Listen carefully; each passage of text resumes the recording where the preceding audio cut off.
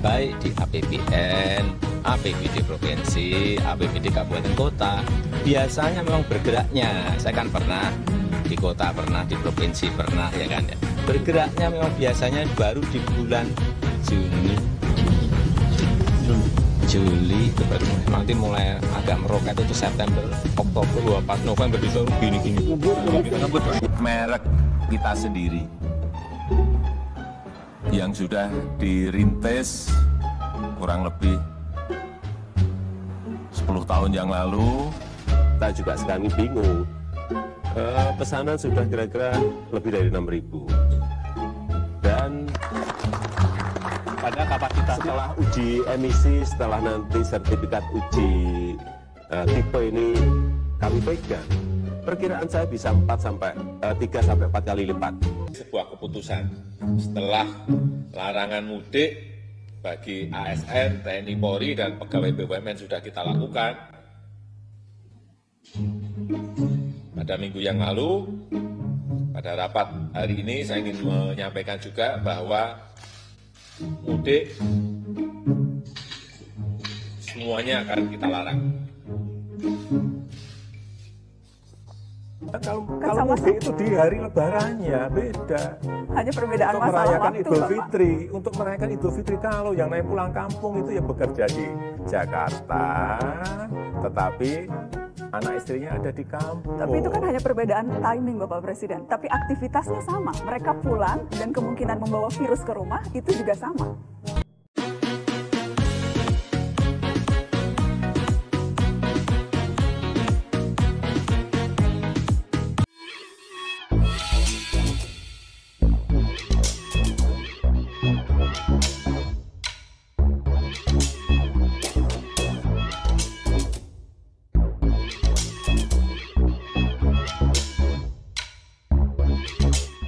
Tonton video ini sampai selesai agar Anda tidak gagal paham.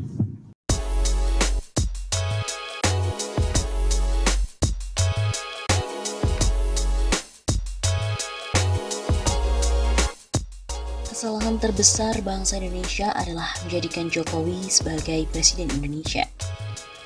Sampai detik ini, tulisan ini adalah ditulis oleh Legend Marinir Purnawirawan Soeharto. Detik ini juga ia tidak pernah menganggap Jokowi sebagai presiden karena KPU tahun 2015 tidak memeriksa beberapa kontainer dokumen C1 yang dikirim oleh Gerindra.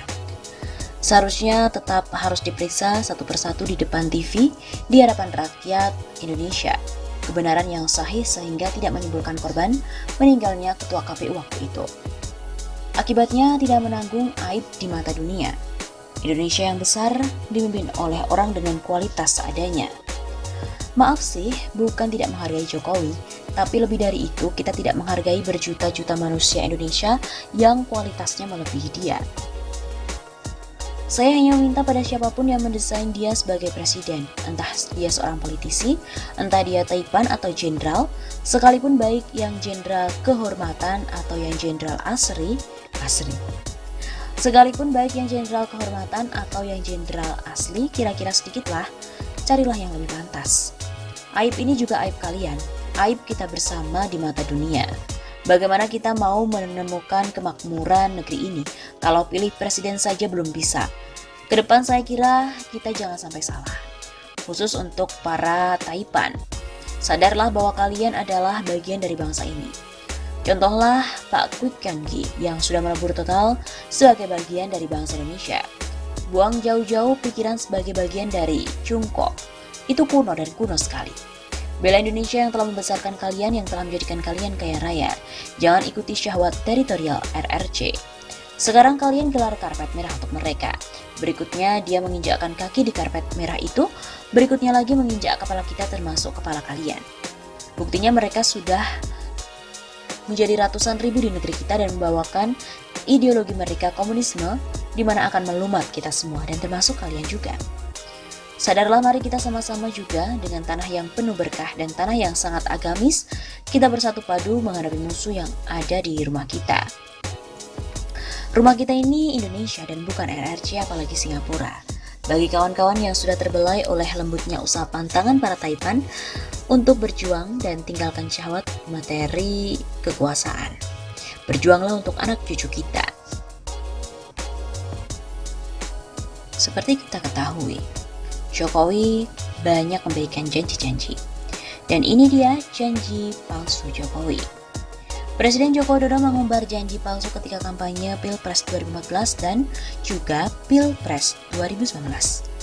Demikian dikatakan oleh praktisi hukum dan dosen Fakultas Hukum Visipol Universitas Muhammadiyah Jakarta, Ahmad Yani dalam artikel berjudul Dialektika Antara Janji Jokowi dan Keluhan Sri Mulyani. Kata Ahmad Yani, 2014 Jokowi berjanji bahwa pengangkatan Jaksa Agung tidak akan mengambil orang dari partai politik. Janji itu diingkari di muka pasca dilantik tahun 2014. Selanjutnya tahun 2014 juga Jokowi menjanjikan bahwa para menteri tidak boleh dijabat oleh ketua umum partai.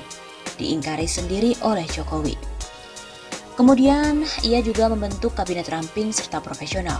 Justru malah membentuk kabinet dengan porsi yang gabuk dan syarat dengan politik balas budi serta bagi-bagi kekuasaan.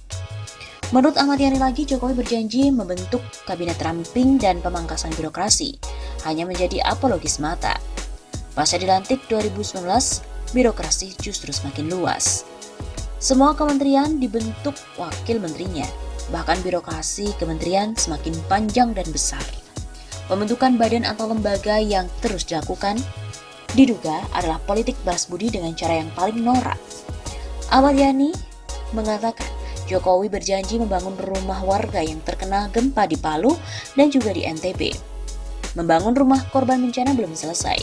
Dalam kampanye 2019 muncul lagi janji untuk membangun rumah bagi milenial dan tukang cukur. Apakah rumah milenial dan tukang cukur sudah terbangun sekarang? Dari tahun 2014, janji Jokowi sudah menyebar dalam ratusan rupa. Dari mobil SMK hingga ekonomi meroket, buyback Indosat hingga janji swasembada pangan.